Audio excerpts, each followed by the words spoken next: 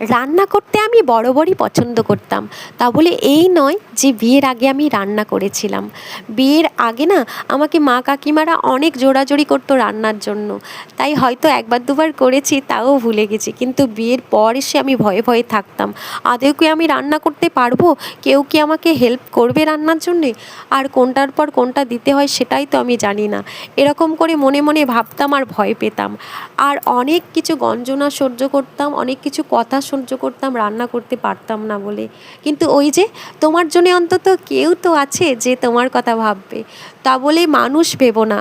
আমি বলতে চাইছি, আজকাল তো মানুষ মানুষের পাশেই দাঁড়ায় না, তাহলে সাহায্য করবে কী করে? সাহায্য তো দূরের কথা।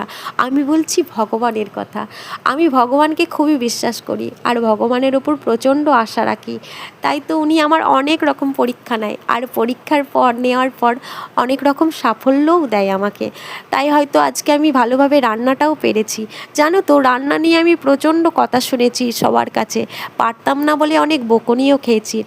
কিন্তু ভগবানকে বিশ্বাস রাখতে আমি ছাড়িনি। ভগবানের ওপর আমার সমস্ত বিশ্বাস ছিল যে তিনি সব ঠিক করে দেবেন।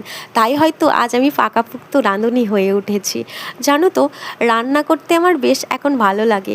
সমস্ত কিছু গুছিয়ে রান্না করতে আরও ভালো লাগে। তাই আমি সমস্ত কিছু গুছিয়ে নিয়ে রান্না করতে বসে পড়েছি। আর আজকে হবে আমার পছন্দের একটি খাবার।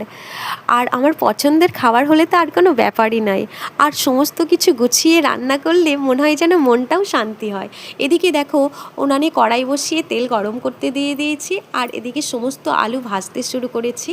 আর জানো তো, আমাদের বাড়িতে দুবেলাতেই ডিউটির জন্য রান্না নিয়ে যায়, টিফিন নিয়ে যাওয়া হয়। তো আজকে আমি 3:30-র সময় উঠেছি, উঠেই রান্নাবান্না শুরু করে দিয়েছি। তারপরেই দেখো, পেঁয়াজ কুচি, আদা রসুন বাটা সমস্ত কিছু দিলাম। এদিকে হলুদ গুঁড়ো, লঙ্কা গুঁড়ো, লবণ সমস্ত কিছু দিয়ে ভালো করে কষাতে লাগলাম। আর যেহেতু এটা মাংসর মতো করে রান্না করব, তাই ভাবলাম সমস্তটা ঢাকা দিয়ে দিয়ে রান্না করি, কারণ ঢাকা দিয়ে দিয়ে রান্না করলে নাকি রান্নার স্বাদ বাড়ে, এটা আমার ঠাম্মা বলে। আর এই দেখো আমার পছন্দের খাবার।